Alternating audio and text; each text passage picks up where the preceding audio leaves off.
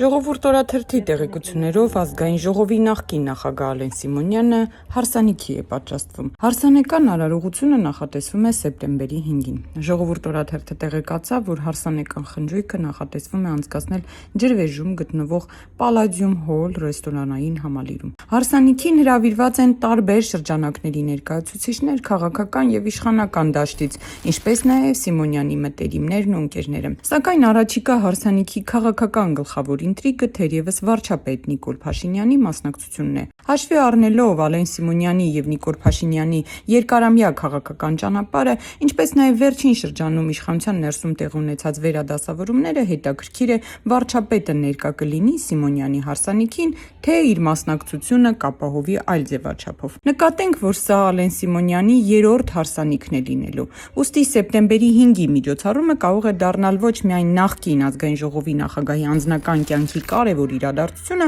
այլև իշխանական վերնախավի յուրատեսակ հավաք, որտեղ հյուրերի կազմն ու հատկապես Նիկոլ Փաշինյանի ներկայությունը կամ բացակայությունը քաղաքական առումով պակաս հետաքրքիր չեն լինի, քան բուն հարսանիքը։ Հիշեցնենք, որ Ալեն Սիմոնյանի հարսնացուն վաղուց նրա օրինական կինն է, որի հետ հարաբերությունները հրապարակավ օրինականացրեց մոտ 1 ամիս առաջ։ Անելա Գուբրյանը Ալեն Սիմոնյանի ընկերոջ դուստրն է, 26 տարեկան է։